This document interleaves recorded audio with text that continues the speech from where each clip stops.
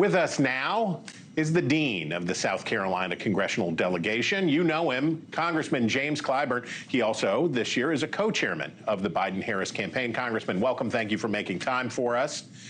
Well, thank you very much for having me. Absolutely.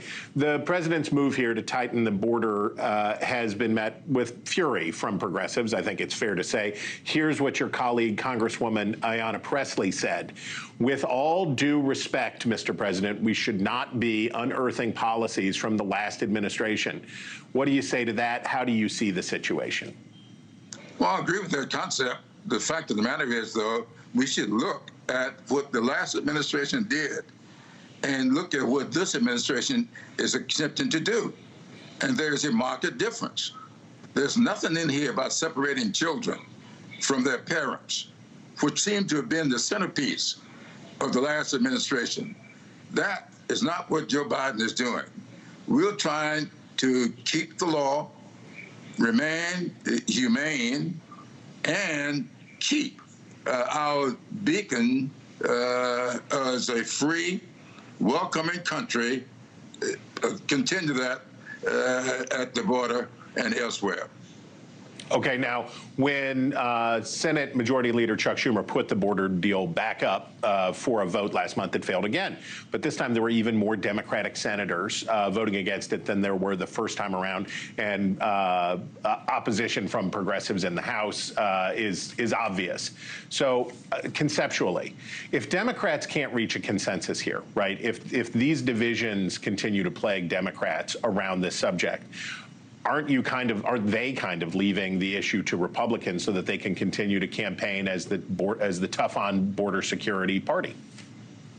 Well, that's always a danger, but that doesn't mean that you are not attempt to reach common ground.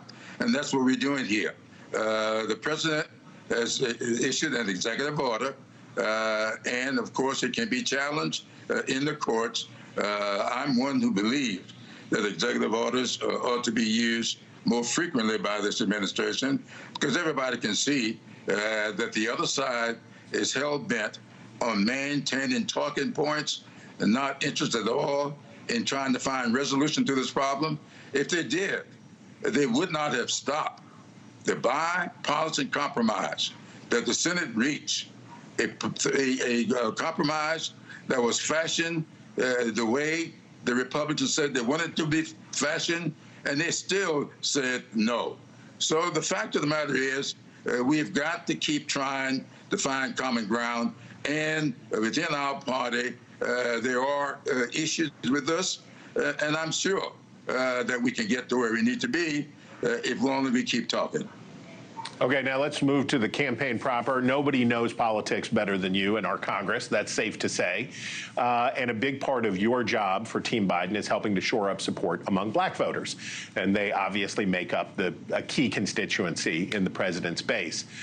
In a similar position to you, on the other side, is your home state Senator Tim Scott, who has cited what he calls President Biden's, quote, failures from economics to the border to crime as giving Republicans an opportunity to make inroads with black voters. How do you respond to Senator Scott, who is, by the way, vying to be Donald Trump's running mate?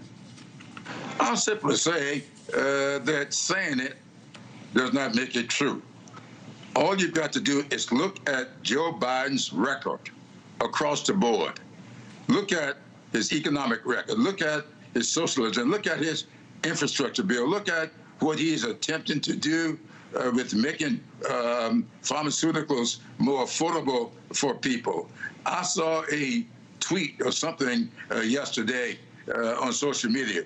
Donald Trump is now saying he, not Joe Biden, reduced the cost of insulin.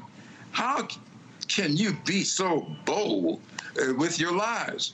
This guy didn't do a single thing but push to reduce, in fact, eliminate the Affordable Care Act.